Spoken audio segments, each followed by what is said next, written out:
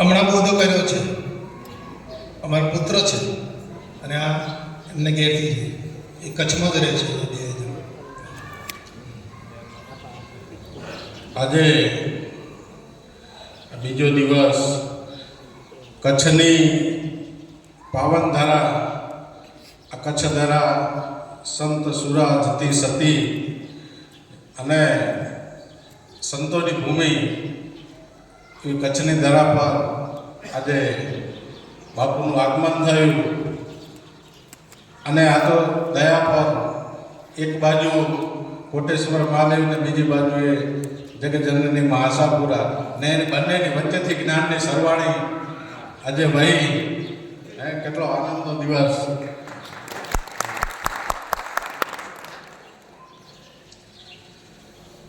બાપુએ જે વાત કરી આપણા નિજ સ્વરૂપની આત્માના ઓળખાણની, આપણે આ બધા ભજન સત્સંગ ને ભક્તિ આ બધું કરવા માંગીએ છીએ તે શા માટે કરીએ છીએ? સુખી થવા માટે. જગતમાં જે કંઈ પણ આપણે કાર્ય કરીએ છીએ સુખ પ્રાપ્ત કરવા માટે જ કરીએ છીએ. દુઃખ મેળવવા માટે કોઈ કાર્ય કરતું નથી. ધંધો કરીએ, નોકરી કરીએ, વ્યવસાય કરીએ કે બીજા કોઈ કાર્યો કરીએ, સુખ પ્રાપ્ત સુખની ઈચ્છા વગર અહીંયાથી ઉઠીને ત્યાં કોઈ પાણી પીવા જવા તૈયાર નથી. અહીંથી ઉઠીને ત્યાં જવું તો એની પાછળ પાણીનો સુખનો સ્વાર્થ રહેલો છે. દરેક વસ્તુની પાછળ માનવીનો એક જ સ્વાર્થ, સુખ. મને સુખ પ્રાપ્ત કરવું છે. સુખ વગર એ એક ઇંચ પણ હાલવા તૈયાર નથી. પણ એ જે સુખ મેળવવા માટે ઘણા બધા પ્રયત્નો કરે છે, પણ એ સુખ એનું કાયમી ટકતું નથી. નિત્ય સુખ આપણે જેટલી પણ પ્રયત્નો કરીએ, ધંધા કરીએ, પ્રોપર્ટી ભેગી કરીએ, બધું સુખ મેળવવા માટે પ્રયત્ન કરીએ છીએ, પરંતુ એ સુખ કાયમી ટકતું નથી. મોટા બંગલા બનાવી દીધા, કદાચ 2 પેઢી 3 પેઢી, કાં તો એ સુખ આપણને છોડી જતું રહેશે, કાં આપણે એ સુખને છોડી જતા રહેશું. ઘણા વખત એવું થાય છે કે સુખ આપણને ક્ષણિક આવે, આપણે સુખને છોડીને જતા રહીએ, કાં સુખ આપણને છોડીને જતું રહે. પણ નિત્ય સુખ જે ભેગું પણ હાલે એવું સુખ એ માત્ર આત્માનું સુખ છે.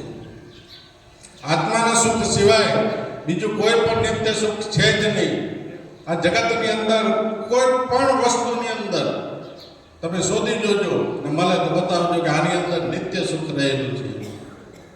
આત્મ સુખની સિવાય, નિજ સ્વરૂપના સુખ સિવાય કોઈ પણ પદ પદાર્થ, ભૌતિકતા કે કોઈ પણ ક્રિયા, કર્મકાંડ, યોગ, સાધનાઓ ગમે તેની અંદર ક્યાંય નિત્ય સુખ રહેલું નથી. એટલે નિત્ય સુખની પ્રાપ્તિ આત્માના સુખ સિવાય ક્યાંય મળી શકે એમ નથી. અને એ આત્માનું સુખ તો જે બૌદ્ધિક ભાઈઓ હોય એને ખ્યાલ હશે કે આત્માનું સુખ કેવું છે. જે નહીં હોય આની અંદર કદાચ કોઈ કહેવા પણ હશે કે આત્મા શું છે ને કેવો છે, તો જે નહીં હોય એના માટે વાત કરું છું. જે બૌદ્ધિક ભાઈઓ નહીં હોય એના માટે, બહેનોને, માતાઓ કોઈ નહીં હોય તો. આપણા પરિવારની અંદર કોઈ પરિવાર એવો નહીં હોય કે એની અંદર કોઈનું અવસાન નહીં થયું હોય. દરેક પરિવારની અંદર કોઈકને કોઈક વડીલ, બાપા, મા, કોઈનું અવસાન તો થયું હશે. તો એ અવસાન થાય છે તો એક 80 વર્ષથી બાપાને ઘરમાં રાખ્યા અને પછી એક દિવસે રાખવા માટે તૈયાર નથી. 80 વર્ષથી બાપાને ઘરમાં રાખ્યા, એ માને ઘરમાં રાખ્યા ને પછી એને 4 કલાકે રાખવા તૈયાર નથી. કે નાગપુરથી આવે છે તો ના, એ ત્યાંથી તો આવતે ઘણી વાર થઈ જશે, કાઢો અહીંયાથી. તો 80 વર્ષ રાખ્યા અને પછી એક દિવસ શું કામ રાખવા તૈયાર નથી? એમાંથી શું ઓછું શું થઈ જાય છે? એમાંથી ઓછું થઈ જાય છે કાંઈ? એક માતાનો વાળ પણ ઓછો થતો નથી. તો જેને 80 વર્ષ 90 વર્ષ પ્રેમ કર્યો એને એ પ્રેમ ઓચિતો મટી ગયો, પછી કે રાખવા નથી બાળી મારો એક જ વાત. તો એ 80 વર્ષ સંબંધ હતો એ કોની સાથે હતો? 80 વર્ષ સુધી જે સંબંધ હતો એ કેની સાથે હતો? દેહ સાથે હતો કે આત્મા સાથે હતો? આત્મા સાથે હતો. એ સંબંધ જે હતો એ 80-90 વર્ષ સુધી જે સંબંધ હતો એ બધો આત્મા સાથેનો એ પ્રેમ હતો એ આત્મા સાથે હતો. દેહ તો જડ છે, અને અત્યારે છે એ જડ જ છે. એ તો એના શક્તિથી, ચેતનની શક્તિથી હાલી રહ્યું છે, ને કે છે તો મૂળે જડ જ છે.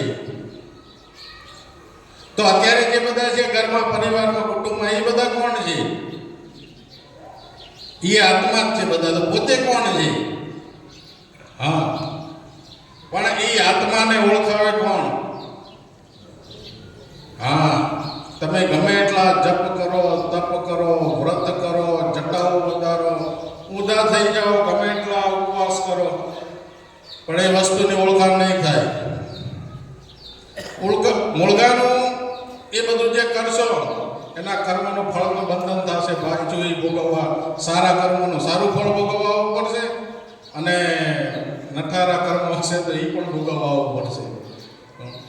પણ સદગુરુ મહારાજ મળે, કોઈ બ્રહ્મવેતા પુરુષ મળે તો જ આપણને આપણા સાચા સ્વરૂપની ઓળખાણ કરાવી દે. અને એ ઓળખાણ થઈ જાય તો જ આ જે જીવ 84 લાખ યોનિઓમાં વારે ઘડીએ જન્મ મરણમાં ભટકે રાખે છે, તો જ એ જન્મ મરણના ચક્રમાંથી પોતે મુક્ત થાય. એ સિવાય મુક્ત થવાનો કોઈ રસ્તો છે જ નહીં. અને સદગુરુ મહારાજ પોતાના સત્ય સ્વરૂપની ઓળખાણ કરાવી દે તો જે કર્મોના બંધન, સંચિત કર્મોના બંધનના કારણે જે પોતે આ જન્મ મરણ કરે રાખે છે, એ જેમ બાપુએ હમણાં વાત કરી હતી કે ઊંઘમાંથી ઉઠી જાય તો અને 5 વર્ષની સજા પછી બાકી રહી હતી એ રહે પછી ન રહે, તેમ પોતાના સત્ય સ્વરૂપમાં જાગૃત થઈ જાય તો એ પોતાના કર્મોના બંધન પણ એને રહેતા નથી. કર્મોના બંધનમાંથી મુક્ત થઈ જાય છે. પણ એ સત્ય સ્વરૂપમાં જાગે તો, નકર તો એ સજા પેલો જે મોગમાં ભોગવતો હતો એ ભોગવે જ રાખે. અને એ સદગુરુ મહારાજ સિવાય કોઈ કરાવી શકે એમ નથી. સમયની મર્યાદા છે, વાતો તો ઘણી બધી કરવી છે, પણ બીજા બધા વક્તાઓ પણ ઘણા છે. જય ગુરુ મહારાજ. દાદા